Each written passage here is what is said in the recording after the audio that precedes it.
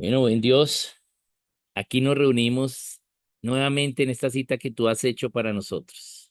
Hoy te agradecemos por ello. Sabemos que tú has visto ya el futuro, ya sabes qué puede pasar si nosotros te obedecemos. Queremos es obedecerte, Dios, poder tener la fe en tus principios, en tus caminos, Dios. Te pedimos que tú nos instruyas hoy, que nos lleves a la práctica de tus principios, que podamos entender tu diseño perfecto para los individuos, las naciones, las generaciones. Gracias, Dios, por este privilegio de estar en tus asuntos hoy. Oramos en tu nombre. Amén.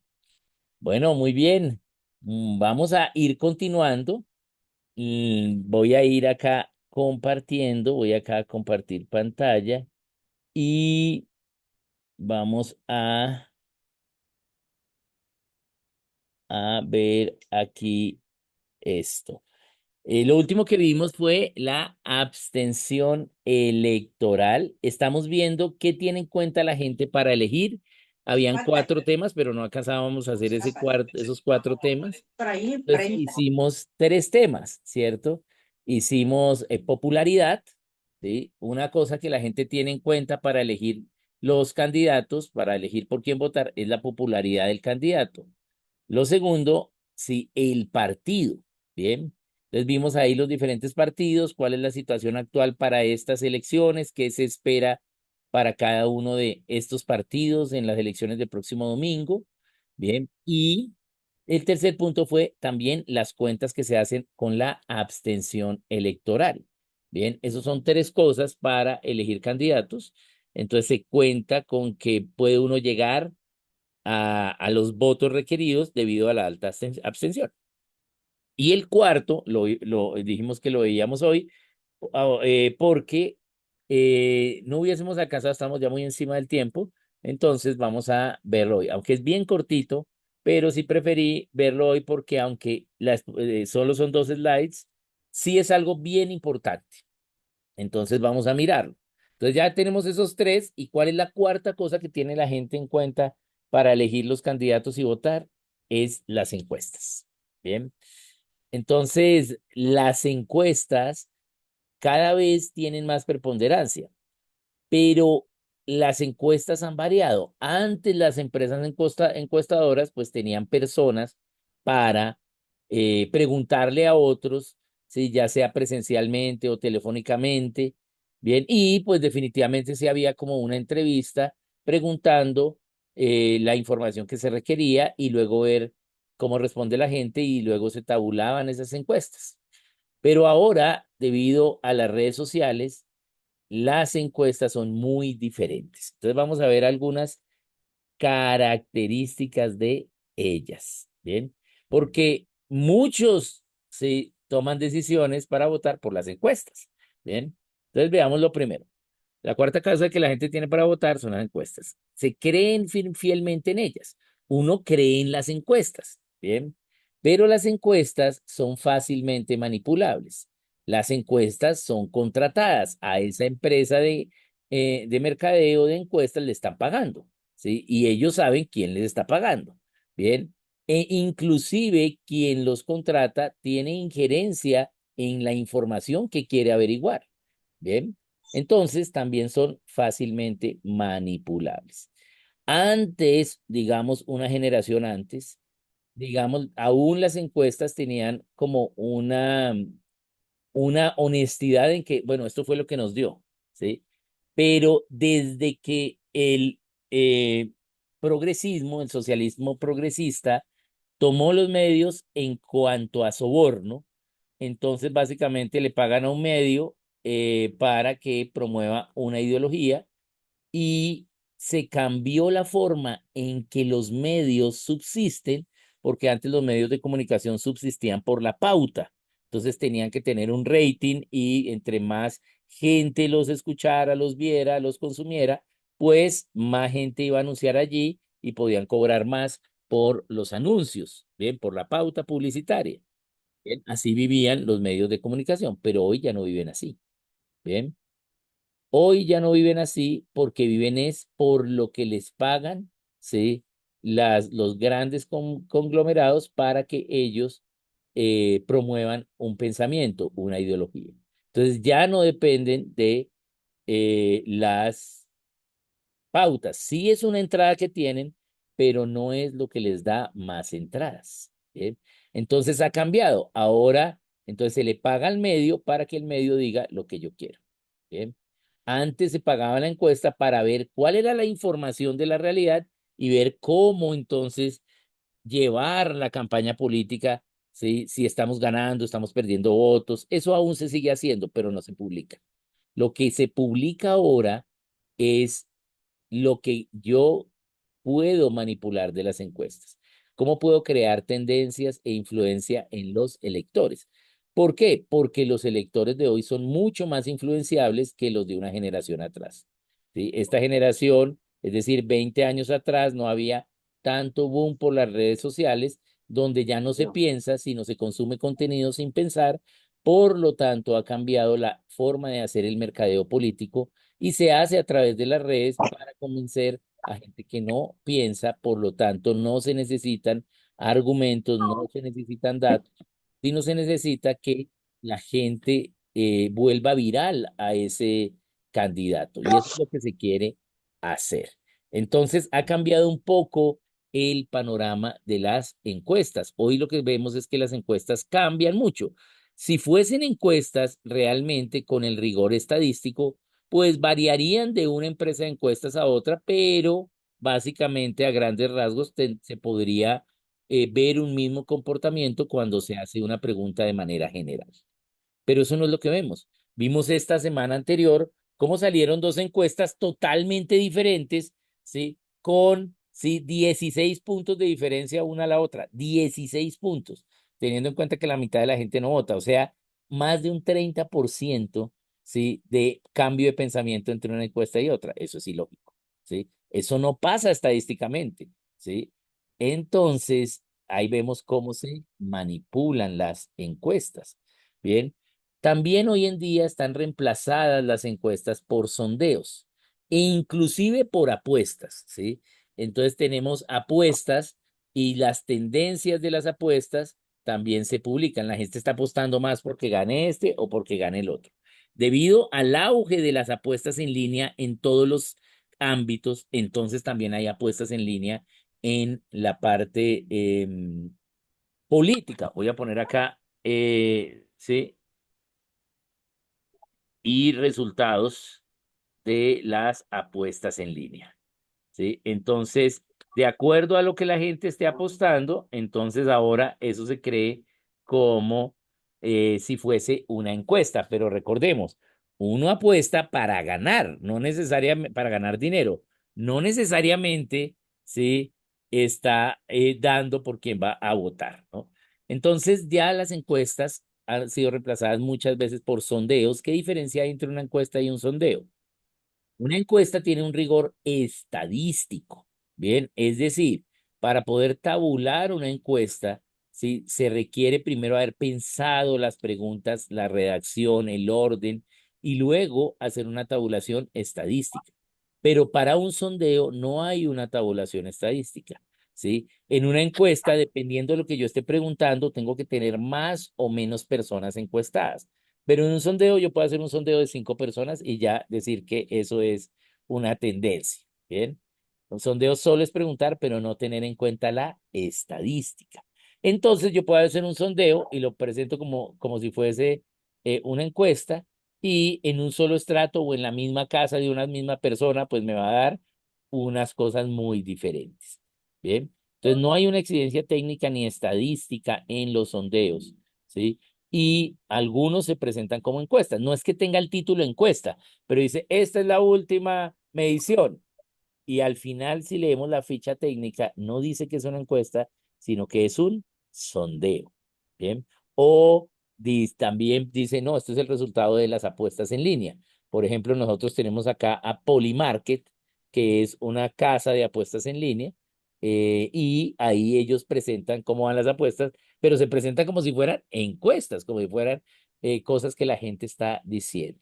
Entonces, cada vez las encuestas son más hechas para la manipulación. Por eso no podemos creer en las encuestas a la ciega. Lo que tenemos que ver es que sí haya un comportamiento estadístico con varias encuestas a lo largo del tiempo, que podemos ver, por ejemplo, acá para las elecciones 8M.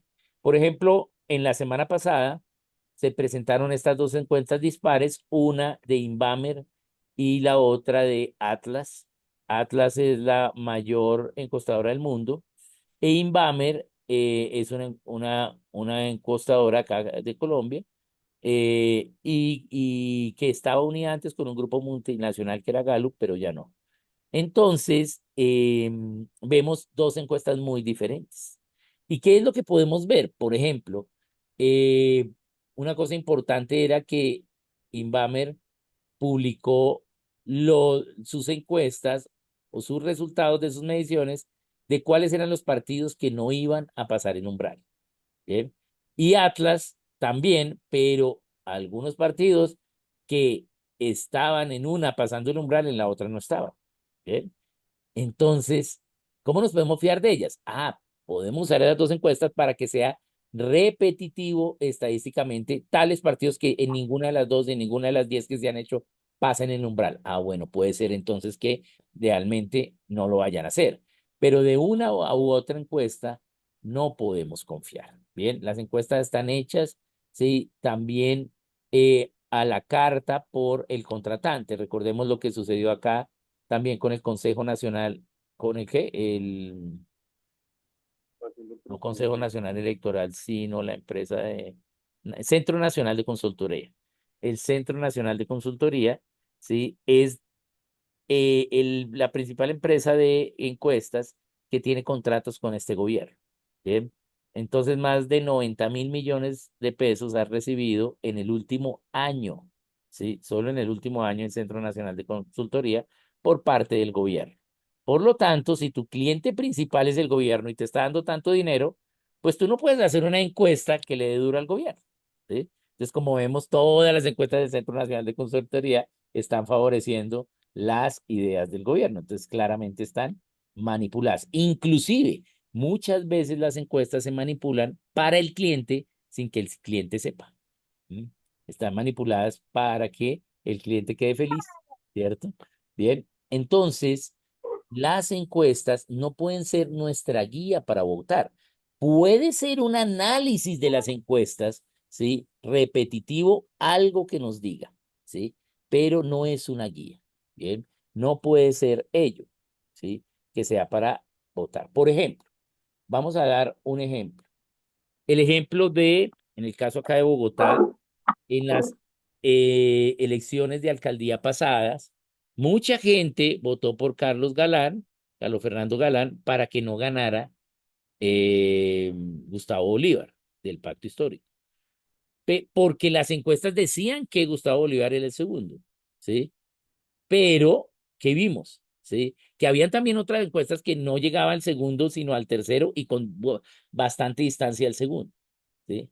Pero, sí, el gobierno manipuló la encuesta para que toda la gente creyese que Gustavo Bolívar quedaría de segundo y a la larga quedó como la empresa que sí, digamos, hizo su trabajo estadístico correcto, ¿sí? De tercero y lejos. Entonces, ¿qué pasó? Muchos cristianos terminaron votando por un alcalde que apoya el aborto, la ideología de género, la inmoralidad, también la corrupción, ¿sí? Un alcalde incapaz en muchas cosas, tal vez lo único que ha hecho más o menos bien es ponerle cuidado al trabajo del metro y ya. De resto, no. ¿Pero por qué? Porque se dejaron creer de las encuestas, ¿sí? Entonces, yo puedo tener muchas encuestas, pero entonces tengo que analizarlas estadísticamente y ver cómo podemos identificar la verdad de lo que nos está diciendo las encuestas, pero no tragar entero por una encuesta en sí. Entonces, esto es algo bien importante. Veamos otras dos características de las encuestas. Entonces, la gente se deja llevar por los resultados, ¿sí? Entonces, dicen, no, no voy a votar por esta persona porque va a ganar este otro, entonces mejor ¿para qué voto por este si no va a ganar? Entonces voy a votar por el que sí va a ganar, ¿sí? Puede ser que sí haya una tendencia o puede ser que sí haya un candidato que tenga más apoyo, ¿sí? Pero causa para votar no puede ser votar por el que va a ganar. Tenemos que votar es por el que más nos represente a nosotros, independientemente si la encuesta dice que va a ganar o no. Entonces, también en otro caso, ¿sí? Eh, ese otro que no gana es porque muchos entonces piensan que no va a ganar, entonces votan por el otro, ¿sí? Por eso es que los candidatos políticos se pelean los números, ¿sí? Los números se pelean. Quieren ser el 1, el 10, el 100, ¿sí? ¿Por qué? Porque, o los primeros números, los de arriba, ¿sí? O los números que estén más cerca al logo del partido. ¿Por qué? Porque la gente es más fácil que los elija, ¿sí? Que realmente esté pensando en votar. Por eso todos quieren ser cabeza de lista o quieren tener el número 100 o el número 10.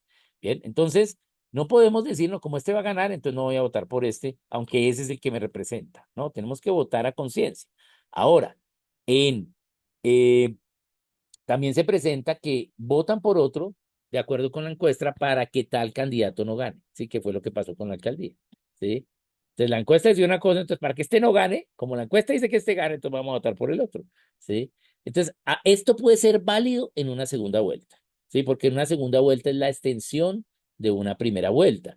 Entonces ya votamos, pero como nadie ganó más de la mitad, entonces vamos a elegir entre dos. Entonces, bueno, aquí ya me toca entre Guatemala y Guatepeor, o me toca votar por este para que el otro no gane. Listo, eso lo entendemos. Pero en una primera vuelta no. O las elecciones que no tienen primera vuelta, ¿sí? Como estas del 8 de marzo, eso no hay solo es una sola elección, eso no tiene dos vueltas. Entonces aquí yo tengo que votar, sí, a conciencia. Bien. Entonces, debo no tomar las decisiones por las encuestas. Las encuestas nos pueden servir de luz, servir de guía, pero no debe ser una causa para tomar decisiones para el voto. Bien, bien, entonces allí tendríamos esta partecita de estas encuestas, que sería la cuarta parte. Bien, ahora entonces vamos a ver estas dos preguntas, que es el tema de hoy. ¿Con qué criterio el cristiano debe votar en las elecciones? Ya vimos con qué criterio no debe votar, pero ahora vamos a ver con qué criterio sí debe votar. Entonces, de nuevo, acá tenemos los requisitos bíblicos para elegir gobernantes civiles. Acá con lunes de cosmovisión ya hicimos un mes de esto. Entonces, no me voy a detener mucho, pero sí debo hablar un poquito de los requisitos porque hay hermanos que pues no estuvieron en ese mes, pero no voy a profundizar. Ahora, si alguien quiere profundizar, tenemos ahí el material, el libro de requisitos bíblicos para elegir gobernantes civiles, que por providencia de Dios, pues escribí para que la gente sepa qué es lo que dice la Biblia para elegir gobernantes civiles. Es un libro bien cortito, muy sencillo de leer. En la Biblia hay 12 requisitos para elegir gobernantes civiles, entonces ahí se desarrollan cuáles son esos 12 y pues se puede leer y también tiene una guía de estudio para hacer en grupo pequeño. Entonces los que consideren ahí me pueden escribir y lo pueden comprar. El libro cuesta 40.000 pesos y además pues se apoya a las misiones, ¿no? Muy bien, entonces veamos acá los requisitos. La Biblia es clara en especificar los requisitos que debe tener el cristiano para elegir gobernantes civiles. Bien, son 12 no más, ¿sí? No son más de 12 ni menos, ¿sí? En la Biblia tenemos otros requisitos para elegir gobernantes, ¿sí? Por ejemplo, para elegir ancianos, pero esos son los gobernantes de la iglesia, ¿bien? Y también, ¿sí? Requisitos que deben tener los padres, que son los gobernantes de la familia. Pero para el gobierno civil, la Biblia ha especificado 12 requisitos claros. He visto algunos posts, se llaman posts, ¿cierto? No son memes, sino posts, imágenes de gente que ha hecho listas de requisitos, mezclando los requisitos civiles con los eclesiales para la iglesia, y son muy diferentes. Los requisitos para elegir gobernantes en la iglesia son mayores que para elegir gobernantes en la nación. Bien, entonces son más difíciles de cumplir los requisitos, ¿sí? Para elegir gobernantes. Por ejemplo, uno de los requisitos para elegir ancianos, primero es que solo son hombres, ¿sí? Pero aquí tenemos requisitos que pueden ser hombres y mujeres. Para civiles. Uno de los requisitos para los ancianos, para la iglesia, es que sean casados, ¿sí? pero aquí puede ir un soltero o un casado al gobierno civil. Bien, entonces no son los mismos. Bien, entonces tenemos que no confundirlos, ¿sí? Entonces estos 12 requisitos tenemos que saberlos y cada uno de ellos deben aplicarse al veredicto de saber por qué voy a votar, ¿sí? Entonces, ¿qué es lo que yo tengo que hacer? Conocer los 12, pasárselos a los candidatos que me gustan y el que más los tenga, pues ese debe ser mi voto, porque Dios ya dio una ley para elegir gobernantes civiles. Por lo tanto, yo, si creo en él, creo que la Biblia es la palabra de Dios, pues te debo obedecer lo que dice la Biblia para elegir gobernantes civiles. Entonces vamos a ver acá estos requisitos. No sobra verlos nuevamente para los que ya lo vieron, pero también para los que no. Entonces vamos a hacer un paso bien rapidito. Entonces acá tenemos los requisitos para elegir gobernantes civiles, representantes en el gobierno civil, y el primer requisito es la república. Bien. Estos requisitos están en perdón, en Éxodo 18:21 y en Deuteronomio 1:13. En esos dos versículos están los requisitos, Éxodo 18:21 y Deuteronomio 1:13. Para entender, pues debemos ver el contexto en que están, pero los requisitos están nombrados en esos dos versículos solamente. Bien. Entonces acá no puse los versículos ni nada para hacerlo más corto. Bien, pero solo voy a contar de los requisitos. No estoy poniendo acá las citas, no estoy poniendo todo el respaldo bíblico, pero ustedes pueden verificarlo ahí en su Biblia, que ahí están en esos dos versículos. Bien, entonces lo primero es escoger, poder escoger representantes del público. Es decir, para poder elegir, ¿sí? Y poder votar, el primer requisito es tener una república. Si yo no tengo una república, no puedo votar. ¿Qué está sucediendo en Irán? En Irán estamos pasando de una dictadura teocrática, ¿sí? De los musulmanes chiitas, ¿sí? Iniciada en el 78, 79, bien, 79 creo, ¿sí? Eh, a, sí, ahora a que el pueblo tenga la oportunidad de no tener esos 47 años de dictadura en Irán, ¿bien? Pero ¿qué había antes?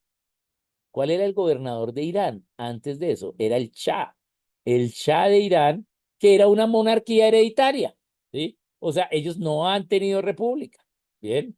Tenían antes un rey, digamos, un Shah, que pues pasaba el gobierno a sus hijos, ¿sí? Bien, pero ahora entonces tienen una teocracia dictatorial, peor todavía, ¿sí? Y pues ahora tienen la oportunidad de decidir si van a ser una república verdaderamente. Porque en la república el pueblo, los ciudadanos mayores de edad tienen el derecho y la libertad de elegir los representantes, sus representantes. Por eso república quiere decir representación del público. Entonces, lo primero para poder elegir representantes es una república, ¿sí?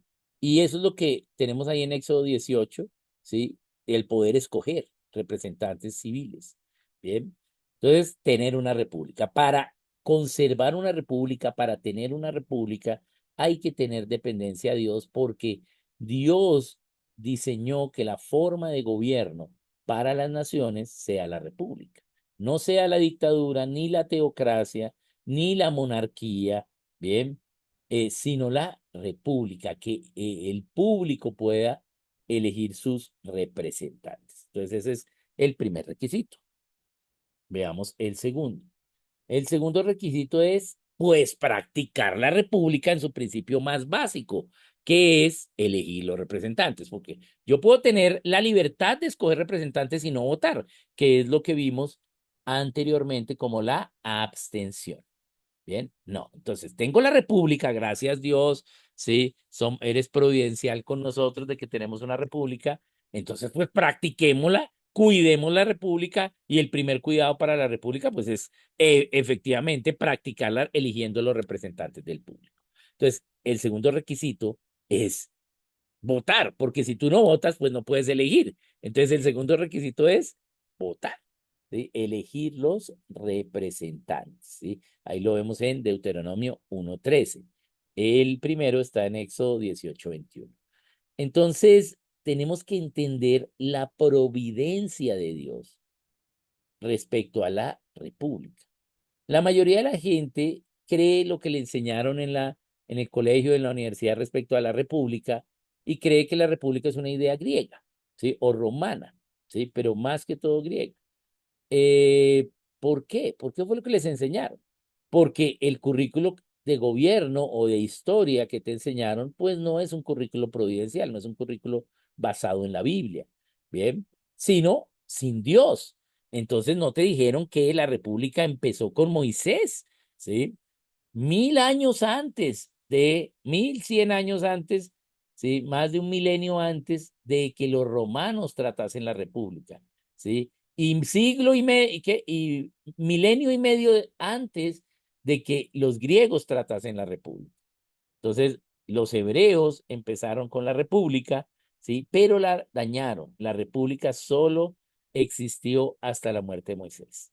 ¿Sí? Una vez Moisés muere, entonces Josué dice, yo ya no me los aguanto a ustedes, ¿sí? Más mi casa y yo serviremos al Señor, y se va para su casa y renuncia, deja tirado el gobierno. Y entonces, al perder el gobierno civil, entonces vemos que eh, viene el libro de jueces y dice, y en Israel ya no había ley, cada uno hacía lo que bien le pareciese. Es decir, que ya no tienen gobierno, perdieron el gobierno, ¿sí? Y ese es el libro de jueces, es la tristeza de una nación sin gobierno civil. Bien. Entonces, hasta que se trata de recuperar el gobierno con Samuel, y Samuel entonces va a implantar la república, pero ellos se ven que todas las naciones tienen reyes, y si todas las naciones tienen reyes, entonces como no conocen lo que es la república, creen entonces que Samuel es como un rey, y entonces es una monarquía hereditaria, y Samuel entonces, que ya está viejo, va a morir y le va a dejar el gobierno civil a sus hijos, que eran unas calaveras, unos mal comportados. Entonces dijeron, no, sí, sí, no, Samuel, no, si van a seguir tus hijos, no, mejor danos un rey. Y entonces el pueblo no quiere la república, sino prefiere tener una monarquía, y desobedecen a Dios. Bien. Entonces, luego los romanos quieren hacer una república, pero no es una república en sí donde haya representación del público, sino era una oligarquía, la representación de unos pocos, ¿sí? Tratan de hacerla, pero precisamente al ser unos pocos, se convierte en una oligarquía, que es una tiranía hecha por varios, y entonces, ¿sí? Entonces, pues eso va a sucumbir en la caída de la república hacia el imperio, ¿sí? Y forman es un imperio romano. Bien, que es una monarquía, ¿sí? Muy grande, es decir, peor que una monarquía normal, es un imperio. Entonces, luego los griegos quieren tratar la república, entonces le llaman democracia, en Atenas, 400 años antes de Cristo, pero no lo logran, ¿sí? Porque también era una oligarquía, ¿bien? Y muchos eruditos pensadores griegos se oponen a la democracia, uno de ellos Platón, con su libro La República, que es una burla satírica a la idea de la democracia, ¿bien? Entonces, ahí vemos la providencia que tenemos nosotros de hoy ser una república. Luego viene el Señor, entonces ya nos quita el pecado, la ley del pecado que nos hacía no entender, y entonces empezamos a entender la palabra de Dios. Y entonces empezamos a ver que en el gobierno la Biblia enseña hacia la república, y la primera nación que logra poner esos principios bíblicos cristianos en la realidad son los Estados Unidos. Se convierte los Estados Unidos en la primera república de la historia en 1776. Bien. Y la segunda república de la historia fue la República de Colombia. Nosotros. Nosotros fuimos la segunda república de toda la historia. El segundo país que fue república fue Colombia. Bien. Aún Irán nunca ha sido república. Nunca, ¿sí? Han sido república. Bien. Y la mayoría de países y naciones en la tierra no han sido república. Bien.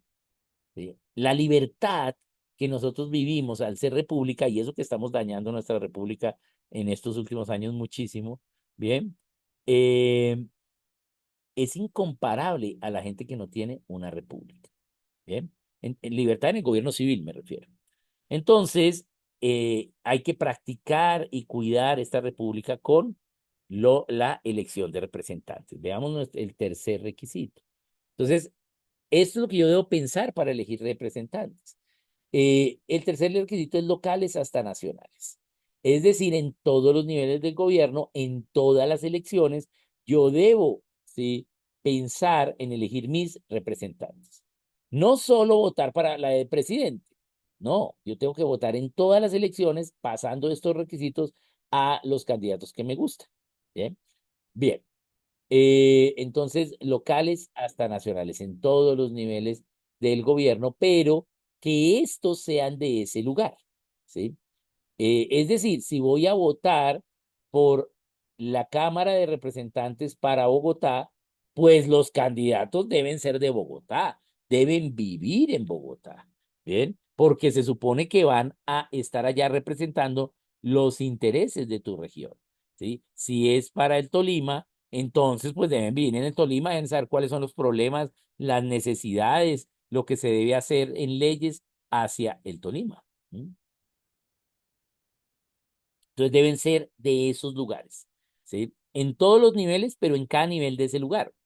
O sea, si es una elección nacional, digamos como la de Senado, pues los candidatos deben ser colombianos, no pueden ser de otro país, ¿bien? Si es una elección regional, pues los candidatos deben ser de esa región. Si no es una elección local, pues los candidatos deben ser de esa ciudad, ¿bien? Deben vivir allí al menos unos años antes, ¿bien? Ese es un siguiente requisito. Bien, el cuarto requisito, hombres y mujeres. Si ustedes leen los dos versículos, este cuarto requisito está en los dos y el tercero también en los dos versículos, Éxodo 18:21 y Deuteronomio 1:13. Pero si leen los dos, en los dos dicen hombres, varones, no dice mujeres. Entonces, acá sí me toca explicar un poco y es entender que en las consecuencias que Dios administró por el hecho del pecado, le dio una consecuencia al hombre, una consecuencia a la serpiente y dos consecuencias a la mujer. A la mujer le dio multiplicar el dolor de sus preñeces, o sea que ya dolía, pero ahora duele más, y además que ahora su voluntad, su deseo, su voluntad no será libre, sino estará bajo la voluntad de su esposo. Bien, entonces la mujer que estaba así, al mismo nivel del hombre, ahora está bajo el hombre. Bien, como esto está escrito en el Antiguo Testamento, no había venido el Señor, entonces por eso solo dice hombres. Bien, pero ahora que ya vino el Señor, vemos que el Señor vino a reconciliar todas las cosas, ¿sí? Como al principio, ¿sí? Vino y nos dio ese ministerio a nosotros de reconciliar las cosas como al principio, el ministerio de la reconciliación. Bien, entonces el Señor ahora nos quita la ley del pecado y de la muerte y nos da la ley del espíritu de vida en Cristo Jesús. Y entonces la mujer que estaba bajo el hombre ahora recupera su mismo nivel al lado del hombre. Entonces, hoy las mujeres pueden ir al gobierno civil también, al igual que los hombres. Pero, ¿sí? Tenemos que también analizar, ¿sí?, otro aspecto. El aspecto del gobierno. Dios no le dio gobierno a la mujer en la iglesia, ¿sí? Quien debe gobernar la iglesia son los hombres y dentro de los hombres, los ancianos. Bien. Entonces, eh, la mujer no tiene gobierno en la iglesia. ¿Por qué? ¿Sí? ¿Acaso las mujeres son menos? No, son más capacitadas. ¿Y entonces por qué no tienen gobierno en la iglesia? Ah, porque tienen una acción gubernamental mayor y más importante para la nación, y es su casa. Bien, no estoy diciendo que las mujeres son las únicas que gobiernan la casa. La familia la gobierna tanto el hombre como la mujer. Pero la mujer va a tener más tiempos educativos y gubernamentales en la casa, ¿sí? Por eso lo que está haciendo la mujer, ¿sí?, la madre allí en el hogar, está dando las raíces correctas para la nación o las raíces perversas. ¿Bien? Entonces, como la mujer tiene este cortapisa, tiene esta calidad más importante que el gobierno de la iglesia y más, aún mucho más importante que el gobierno de la nación, entonces, ¿sí?, las mujeres para ir al gobierno civil pueden ir, primero siendo mayor de edad, porque para ir al gobierno civil hay que ser adulto, es decir, más de 20 años. Bien. Segundo, pueden ser solteras y pueden ir al gobierno civil. Pueden ser casadas pero sin hijos o casadas con hijos mayores de 20 años, porque la autoridad sobre los hijos para su educación sí es sobre los hijos menores. Bien, entonces los padres tienen autoridad sobre sus hijos menores para la educación. Sobre sus hijos mayores, si sus hijos siguen viendo en su casa, sí, pues tienes autoridad, aunque ya no es total. Bien, ya ellos dependen de Dios en muchas cosas. Bien, entonces, sobre los hijos menores, los padres tienen plena autoridad. Por lo tanto, si la mujer tiene hijos menores, sí, es más importante que esté en la casa, ¿sí? A que esté en el gobierno civil. Bien, entonces hay que entender este un poco. Bien, bien, veamos el quinto. Nos dice en Éxodo 18:21, con virtud. Gente que tenga virtud, gente que tenga una excelencia moral.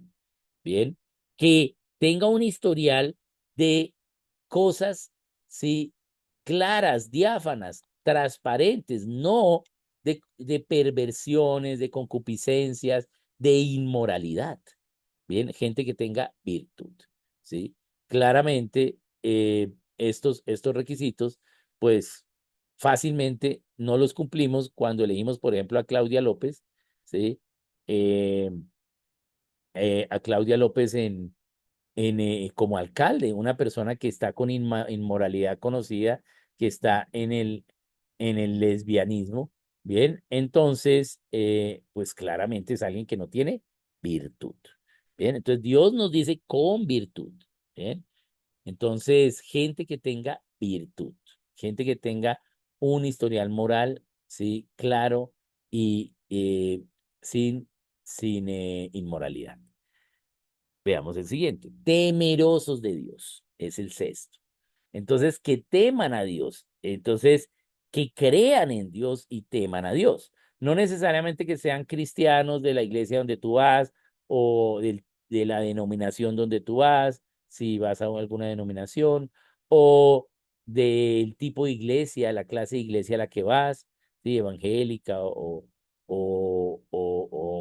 reformada, la reforma, etcétera, o local, ¿sí? No necesariamente eso, sino que sean temerosos de Dios. Obviamente, si van a esas iglesias, pues se supone que deben ser temerosos de Dios, ¿no?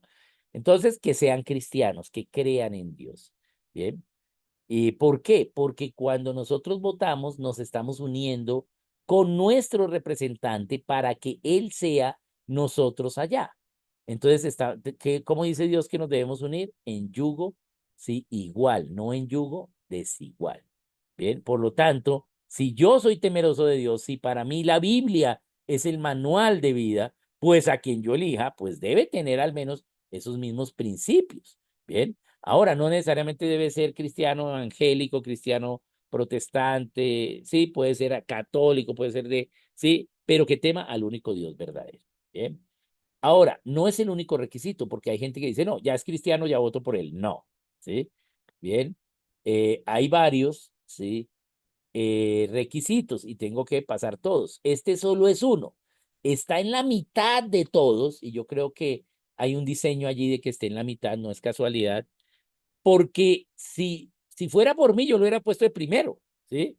Bien, porque eso es lo que uno piensa, bueno, pues que al menos sea cristiano, que piense como yo pienso, ¿bien? Pero Dios no lo puso de primero, puso de primero la república, porque es que sin república nunca vamos a tener el derecho a votar, pero lo puso en la mitad, ¿por qué? ¿Sí? Porque es la columna vertebral, ¿sí? De los requisitos, ¿sí? Tanto a los que están atrás como los que están adelante se basan y se soportan en este requisito.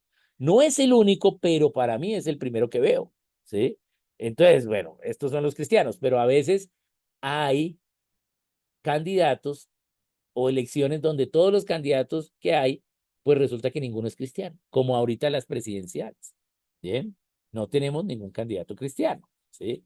Entonces nos toca de lo que hay ver más o menos quién tiene algo de temor a Dios. Bien, bien, entonces temerosos de Dios es el sexto. El séptimo, gente de verdad, ¿sí? También está allí en Éxodo 18:21, gente veraz, gente de verdad, gente que tenga un historial no de mentiras. Puede ser que en el pasado mintió, pero pues se ha arrepentido, ha restituido, ha restablecido la relación. No hay problema, como dice la palabra. Si nosotros nos arrepentimos, pedimos perdón, restituimos, restablecemos, Dios se olvida de nuestro pecado, dice la palabra. Bien, entonces, alguien que tenga verdad, no que sean mentirosos, ¿sí? En el caso de la política, pues es muy fácil llegar a la politiquería, que es una sarta de mentiras, diciendo lo que la gente quiere escuchar y una vez tengamos el poder, haciendo lo que queramos. Entonces, debo saber cuál es el historial. Note que no es por lo que diga, sino por lo que ha dicho, por lo que ha hecho, porque a veces por lo que dice ya nosotros entonces vamos a votar. No, ¿sí? Bien, sino por lo que ha hecho. Ha sido verdad, ha sido una gente veraz, no es una persona mentirosa. ¿Qué ha hecho cuando ha mentido? ¿Sí? ¿Qué ha hecho ante la mentira? ¿Sí? Eso es lo que tenemos que verificar. Bien, bien, de verdad. Octavo, que aborrezcan la avaricia, que no vayan al gobierno civil por el dinero. Bien, entonces eso se nota. Bien, ¿cómo es que el costo de una campaña política es mayor a la suma de los sueldos que va a ganar ese candidato en esa oficina si gana la elección?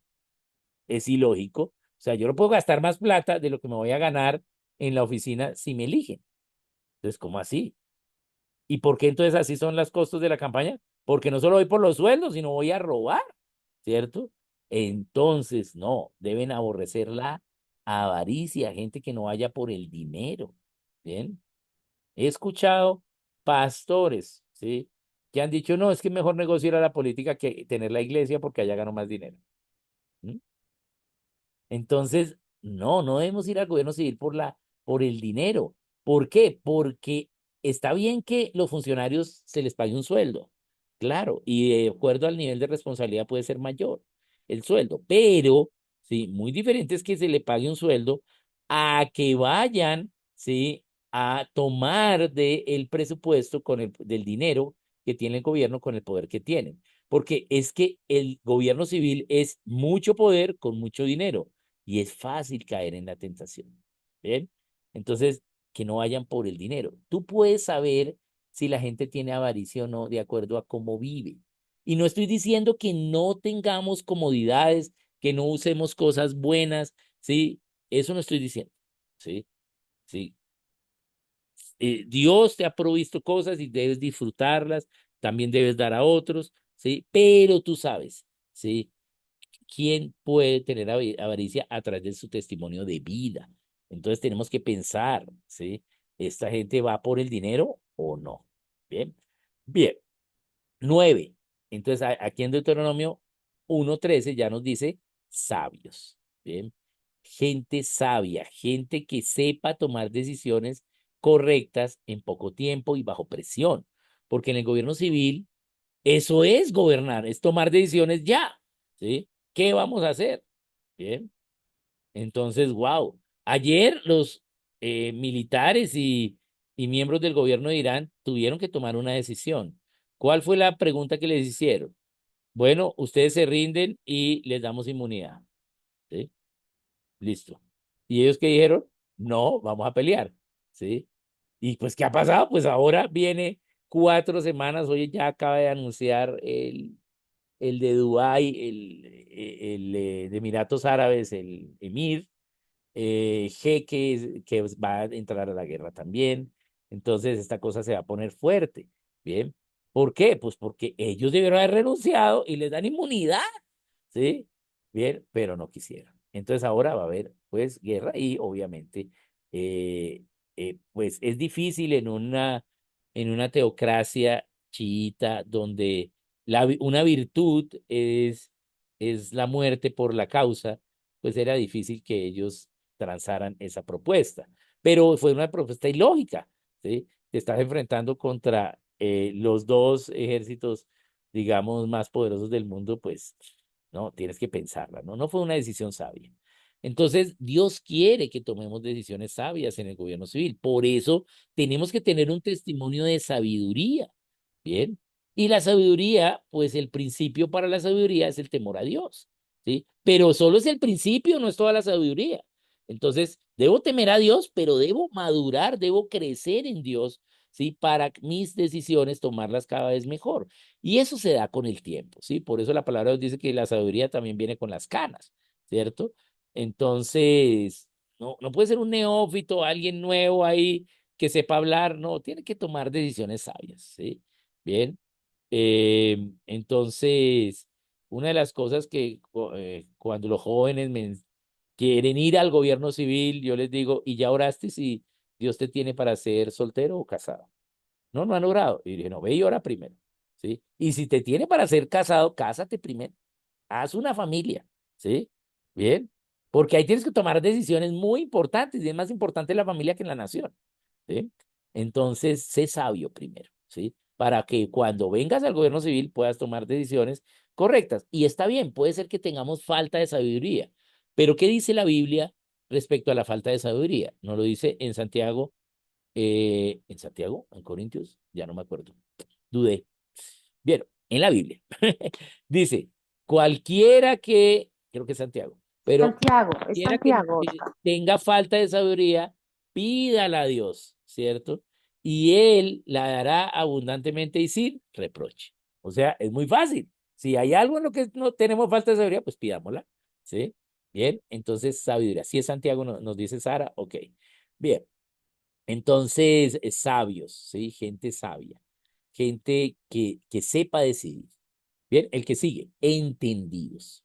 Entonces, ahí también en Deuteronomio 1:13 nos dice entendidos. No solo es ir al gobierno civil porque me gusta, ¿no? Yo debo prepararme, entender lo que es el gobierno civil, haber estudiado lo que se requiere para la oficina que quiero que me elijan, ¿sí? Que voy a ocupar. Bien, tengo que saber bien ello, ¿sí? No solo es ir, no solo porque soy cristiano ya la gente va a votar por mí. Bien, no. Yo tengo que ser entendido, tengo que haber estudiado, tengo que conocer lo que voy a hacer, los requisitos, las labores para lo que voy a ocupar. O si no nos pasa que por pura popularidad, por puro marketing, pues llegan a personas sin saber. O peor aún, como sucedió con el pacto histórico, ¿sí? Con una lista cerrada llegó un poco de gente que no tenía ni idea del gobierno civil, sino llegaron fue a robar. ¿Cuál fue el cambio de este gobierno? Sí, que ahora ¿sí? El cambio fue que roban más y más, ¿sí? Entonces ahora está robando más gente y están robando más de lo que roban los otros, ¿sí? Ese fue el cambio. Entonces tienen que ser entendidos, gente que sepa, ¿sí? Que haya demostrado, ¿sí? Estudios, o sea, que haya estudiado.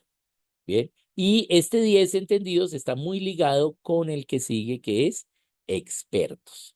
No solo es que haya estudiado, sino que también haya practicado y haya logrado una experticia, ¿sí? Practicando los principios correctos, ¿sí? Es decir, que tenga en su historial, pues, ejemplos de que ya ha hecho eso y ahora lo puede hacer en el gobierno civil. Pero elegimos a Claudia López, que no había ni vendido chicles en el colegio. ¿Sí? Para que administrara una ciudad, ¿sí? Una región que es Bogotá, y pues, ¿qué hizo? Pues la alcaldía más corrupta de la historia, peor que la de Petro, ¿sí? Entonces, tenemos que elegir gente experta, ¿sí? Gente que sepa, ¿bien? Entonces, es bueno, ¿sí? Pasar este requisito también.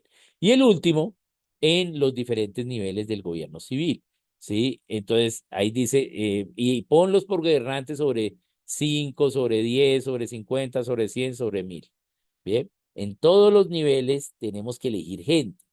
En el 3 dice, en todos los niveles, pero gente de allí. Pero acá es ir a todas las elecciones, no solo a las de presidente, sino en todos los niveles yo debo elegir gobernante, en todas las elecciones que haya del gobierno civil. Hay elecciones del Consejo de Juventudes, si yo tengo la edad para votar en el Consejo de Juventudes, tengo que ir a votar, ¿sí? Porque ese es el requisito número 2, ¿sí? Bien, entonces en todas las elecciones tengo que participar, tengo que cuidar la república. Entonces, no importa por bajo que sea el nivel en el gobierno, ¿sí? Eso no quiere decir que no se deba votar, porque Dios habla allí en la palabra que en todos los niveles pongamos gobernantes. ¿Y qué dice ahí en Deuteronomio 1:13? Dice que Entonces, en el 14 y en el 15 ya luego dice, entonces Moisés, ¿sí? Recibió la gente que la gente eligió, los principales de cada tribu, la gente los eligió, no fue Moisés, y luego los puso por gobernantes sobre 5, sobre 10, sobre 50, sobre 100.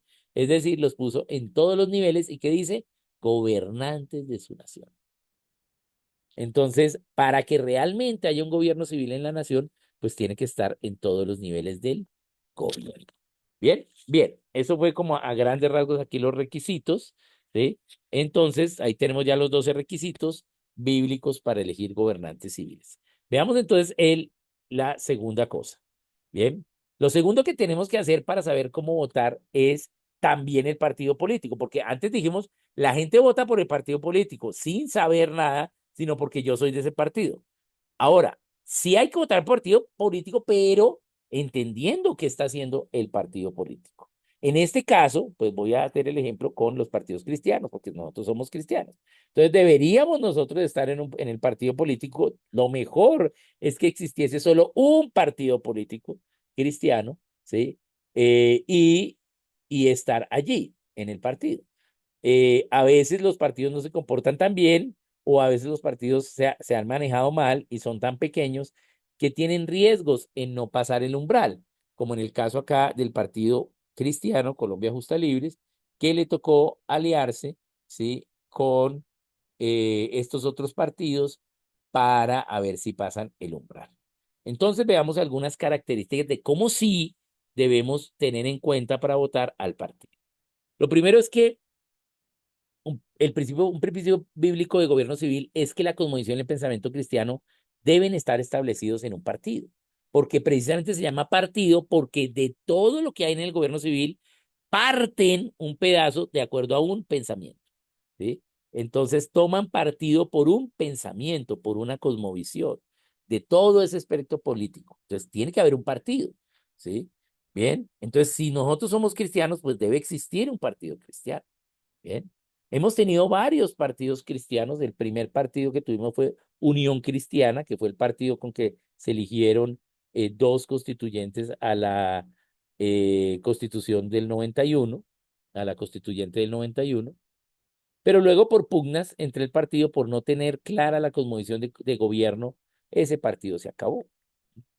Luego entonces vino el Partido Libres, ¿sí? A finales de los 90, inicios del 2000.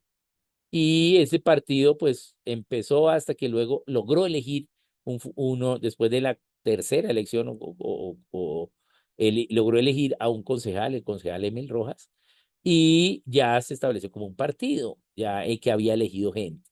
Bien.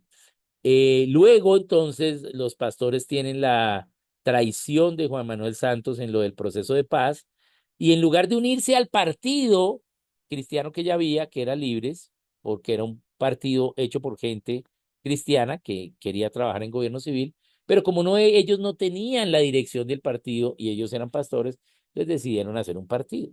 ¿Sí? Ahí ya empezó mal. Bien. Y hicieron hacer el partido Colombia Justa. Luego, entonces, pues Colombia Justa contra Libres, pues era dividir los votos. Entonces, a la larga, pues los pastores al tener mayor poder en la iglesia y ante toda la traición de Santos, eso hizo que reverbeciera un sentimiento de fuimos traicionados, entonces ahora sí vamos a votar en contra de este gobierno, ¿sí? Y como era el referendo del proceso de paz, pues entonces los pastores tomaron mucho poder en poco tiempo con su partido Colombia Justa y a la larga, entonces se unieron los dos partidos en Colombia Justa Libres. Bien, pero eso ya empezó mal porque eran dos formas de dirigir, ¿sí? Y, y ninguna bíblica. Entonces, ¿qué sucedió? ¿Sí? Pues hubo problemas. Ahora, en el partido político, o sea, en la parte política, debe haber un partido cristiano y se esperaría que los candidatos cristianos pues estén en este gobierno, en este partido cristiano. Eso es lo que se esperaría. Bien. ¿Sí? ¿Por qué? Pues porque en ese partido está su pensamiento. Bien. Entonces se esperaría que los candidatos cristianos sean del partido. Eso sería, digamos, lo obvio y lo correcto. Pero como a veces hay problemas porque no tenemos claros los principios, ¿sí? Y peleamos y no resolvemos los conflictos ¿sí? O sea, los problemas como dice la Biblia, ¿sí? Sino como el mundo, ¿sí? Entonces, pues van a haber problemas, ¿bien? Entonces ahí podemos leer primero a los Corintios 6 que nos habla de cómo resolver los conflictos, y de Mateo 5 y Mateo 18. Bien, bien. Entonces, veamos unas características de lo que sucedió acá con el Partido Cristiano. En ocasiones son los dirigentes de los partidos y sus miembros quienes no tienen los principios bíblicos, ¿sí? Entonces, no saben de lo político, por lo tanto, su accionar es como el mundo. Y aunque sea un partido cristiano de nombre, sus accionares, actuaciones son como el mundo, e inclusive llegando a la avaricia, a la corrupción, a la politiquería. Lo vemos en los gobiernos de las iglesias, ¿sí? Entonces, pues también lo vamos a ver en los gobiernos civiles, porque hay aún más poder nacional y aún más dinero. Bien, bien. Entonces, esto puede causar que, debido a estas fallas, puede causar que exista más de un partido cristiano, ¿sí? Entonces, ya cuando pasa eso, los cristianos deben razonar a cuál partido me representa más realmente de acuerdo a lo que dice la Biblia y ser parte de ese. Pero lo mejor sería que solo fuese un partido bien manejado. Bien, bien. Entonces, veamos lo que sucedió. Aquí en ocasiones ese comportamiento de los miembros como del mundo, como el mundo, hace que existan peleas de poder entre los miembros del partido.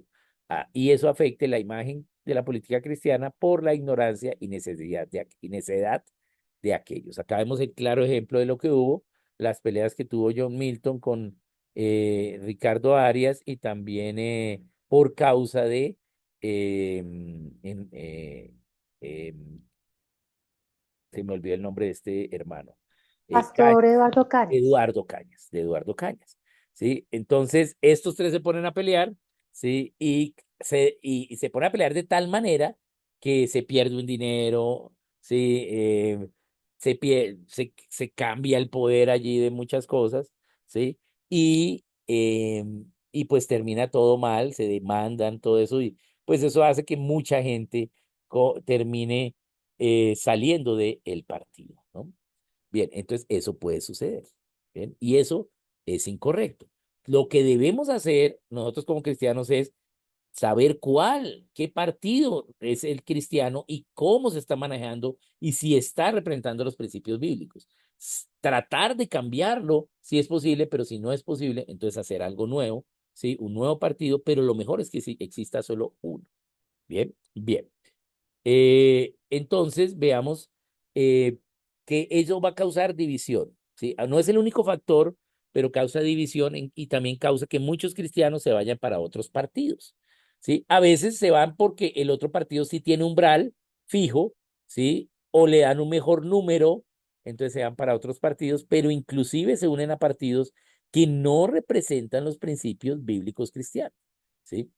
He conocido cristianos en el nuevo liberalismo, que es el partido que propuso el aborto en Colombia, ¿sí? El nuevo liberalismo. ¿Mm? Bien, he conocido cristianos, ¿sí? En el Pacto Histórico o en el Partido Verde, ¿sí? Que es el partido de la guerrilla, ¿sí? Etcétera. Y también, ¿sí? En otros partidos, ¿sí? Pues con un historial de corrupción grandísimo o de oposición a los principios. Bien, entonces eso a veces pasa, ¿sí? Entonces, al buscar otros partidos, puede ser que no sean cristianos y entonces se oponen a los principios bíblicos cristianos. Entonces, si hay muchos partidos cristianos, eso debilita la posición cristiana, dividiéndonos, ¿sí? Y no logrando ser un bloque unido y relevante. Entonces, tenemos que trabajar en pos de la unidad con unión, pero para eso tenemos que entender primero. Y para entender, tenemos que ser enseñados y tener corazón enseñable. Bien, la unión no es que nos veamos y ya, porque no se llama juntación, sino se llama unión, ¿sí? La unión es lo externo de la unidad, ¿sí? Y la unidad es lograr, ¿sí? La unanimidad, una misma alma, una misma mente, una misma voluntad y unas mismas emociones. Entonces, la unidad es lo interno que yo tengo. Y eso interno va a producir lo externo, que es la unión, ¿sí? Pero ¿cómo se da la unidad? Cuando tenemos la misma mente, la misma voluntad y las mismas emociones, ¿sí? Porque unanimidad es la misma alma. Entonces, ¿cómo logramos tener la misma mente? Pues tenemos que enseñarnos y tener un estándar que sea la ley verdadera, o sea, la Biblia, y obedecerla. Ahí tenemos todos la misma ley, por lo tanto, tenemos la misma mente. Y si tenemos todos la misma mente, entonces podemos obedecer lo que dice esa ley y tendremos la misma voluntad, ¿sí? Y por lo tanto, tendremos las mismas emociones de hacer lo correcto. ¿Bien? Pero cuando eso no es así, entonces se pierde, ¿sí?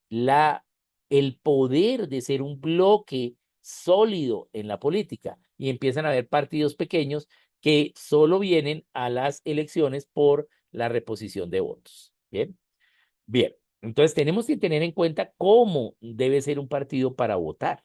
Bien. Bien, veamos ahora acá el tema de los candidatos.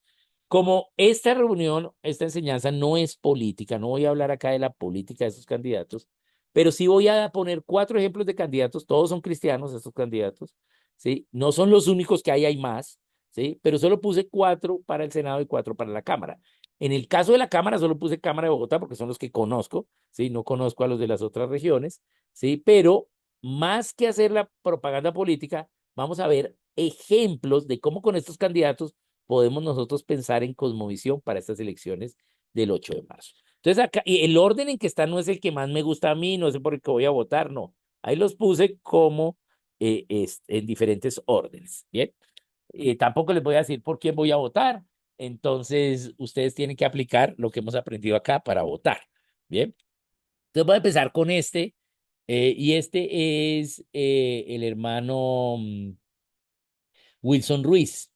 Wilson Ruiz es abogado, fue ministro de Justicia, fue magistrado del Consejo Superior de la Judicatura, se congrega en la Iglesia Tabernáculo de la Fe y cuenta con experiencia en el campo jurídico, ¿no? En el campo público. Eso es algo que tiene, ya tiene experiencia, ya cumple un requisito, ¿sí? Y ha tenido un buen desempeño en ello, aunque su experiencia ha sido en el ejecutivo y en el judicial. No ha tenido experiencia en el legislativo, pero al menos ha tenido experiencia en los otros dos poderes y, digamos, en el judicial, pues en la máxima instancia, que es una de las tres altas cortes, ¿no? ¿Sí? Entonces, él defiende una idea de una reforma a la justicia y la protección a la familia a través de las leyes, candidato al Senado por el Partido Salvación Nacional. ¿Sí? Bien. Entonces, ¿qué vemos acá? Vemos que es una persona con experiencia en lo público, que ha hecho lo que ha hecho, lo ha hecho bien, no ha tenido escándalos, ¿sí? Entonces, podríamos decir que puede ser alguien veraz o alguien, digamos, con virtud, ¿sí? No tiene escándalos de inmoralidad. Entonces, podemos ir mirando ello. Ahora, no pertenece al Partido Cristiano, ¿sí?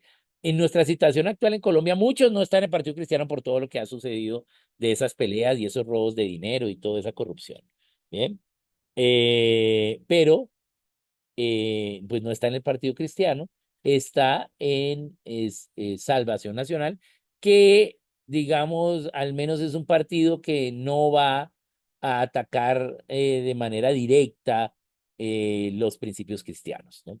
Bien, digamos, la gente de Salvación Nacional, eso es un partido de los Gómez, la familia Gómez, que pues es una gente conservadora y católica. Bien, bien, eso es. Entonces tenemos que ver allí los requisitos, el partido, ¿sí? Y también ver, ¿sí? Cómo es la persona. Bien, bien. Entonces acá tenemos este candidato. Entonces podemos ver esos aspectos allí. Bueno, va al legislativo, es abogado, eso le ayuda, ¿sí? Pero, y pues es un hermano, ¿no? Bien, veamos este otro, ¿sí? Este es Alejandro Espina. Sí, Alejandro Espina es director de la Unión de Trabajadores de la Industria Petrolera y Energética, UTIPEC. Eh, Eso es un sindicato que nace para oponerse al sindicato comunista de la USO, que es el sindicato de Ecopetrol. Ya hace 13 años él es director de este, fundador y director de este sindicato. Eh, y se congrega en la iglesia cuadrangular allí, aquí del barrio donde yo vivo, de la Castellana. Yo no me congrego allí, pero lo conozco. ¿Qué puedo decir de él? Ya fue candidato al Senado en las anteriores elecciones por el Partido Colombia Justa Libres. Luego se retiró del partido y se candidatizó ahora por también Salvación Nacional y está al Senado por el número 5. En la pasada elección, hasta ahora de su primer intento, no quedó elegido y ahora pues está en Salvación Nacional. Yo lo conozco desde hace muchísimo tiempo, fui profesor de él en el grupo de jóvenes de él, ¿sí? Siendo yo también de un grupo de jóvenes, entonces lo conozco hace muchos años. Es director también de Cristian Concert Colombia eh, y, y, em, y pues tiene una aspiración. ¿Qué tenemos allí de cosmovisión? ¿Entiende algo de la cosmovisión? ¿Ha tenido experiencia en lo público o en lo público privado a través de esta parte de la industria petrolera y energética? ¿Tiene propuestas en esa industria? Y digamos, tiene entendimiento en esas áreas, ¿no? Em, no, digamos, no ha tenido, o sea, sí ha participado en el gobierno, sí, pero no ha participado en el legislativo. Bien. Entonces no ha estado nunca en el poder legislativo. Bien. Es ingeniero de petróleos y, pues está haciendo, digamos, algo bueno que está haciendo, es una buena campaña. Bien. Entonces este es el hermano Alejandro Ospina. Entonces, ¿qué vemos allí? Tiene experiencia, ha trabajado en el gobierno, es veraz, teme de Dios. Bueno, aquí todos son cristianos los que les voy a presentar. Bien. Em, entonces, pues tiene algo atrás que se podría ver. Y pues ahora que este partido Salvación Nacional está creciendo un poco en la intención de voto, puede ser que pase el umbral el partido. Y pienso que Alejandro ha hecho una buena labor. Vamos a ver si le alcanza. ¿Sí? Total, hasta ahora, digamos, es conocido solo en un área de la nación, porque es bastante conocido en el área energética y petrolera, pero en otras áreas. ¿Sí? Bien. Veamos aquí otro al Senado. Esta es Lorena Ríos, ¿sí? Ella fue elegida senadora por el Partido Colombia Justa Libres en las anteriores elecciones. Fue elegida y es la única senadora y único funcionario elegido que tenía el Partido Colombia Justa Libres, ¿sí? Ella antes pertenecía al Partido Liberal. En esta legislatura empezó estando a favor del gobierno, fue clave en la aprobación de la reforma tributaria de Petro, ¿sí? Su voto fue el que la aprobó prácticamente, ¿sí? Pero luego empezó en la oposición, ¿sí? Luego ya vio que no era por ese lado, gracias a Dios, ¿sí? Y empezó a oponerse, fue vicepresidente del Senado y se congrega en la Iglesia Asambleas de Dios. Ha sido también directora de Libertad Religiosa y Culto del Ministerio del Interior, directora de Acción Social de las Asambleas de Dios y es miembro del Partido Colombia Justa Libres. Bien, está ella para el Senado en esa coalición de Colombia Justa Libres con Alma y de Alma con Cambio Radical. Bien, entonces ella va a repetir, es senadora actualmente y quiere repetir. Bien, entonces eh, digamos, tiene experiencia ya en el legislativo, también tiene experiencia en el ejecutivo, es abogada, ¿sí? O sea, que también tiene entendimiento. Digamos, tiene un ejemplo acá de un testimonio como mal de haber apoyado al gobierno, ¿sí? Ahí la embarró, ¿sí? Y luego, pues, sí, estuvo en la oposición. Recordemos que fue muy clave en que se caiga la reforma a la salud, ¿no? Ella fue la más importante en la comisión para hacer que 3 veces no pasase la reforma a la salud. Eso también fue bueno que tuvo ella. Bien, entonces aquí tiene algo de experiencia en el Ejecutivo y también ya experiencia en el Legislativo. Ella se candidatizó a la Cámara y no quedó elegida. Luego se candidatizó al Senado, quedó elegida y ahora pues quiere también ir por ello. Está pues en el Partido Cristiano. Bien, bien. Veamos ahora esta otra. Esta es Sara Castellanos. Ella es la hija de César Castellanos y Claudia de Castellanos, ellos que son los pastores de la Misión Carismática Internacional G12. que siempre han estado involucrados en políticas. Ambos fueron de gobierno, tanto César como Claudia. La hermana Claudia fue varias veces senadora, fue embajadora en Brasil, no le fue muy bien en ninguna de esas partes, ¿sí? Pero pues han ocupado cargos públicos. Antes pues confiaban en su votación que tenían con la iglesia, porque era la iglesia más grande del país, pero ya no lo es. Han perdido mucha gente, entonces ahora requiere pues que tengan más votos.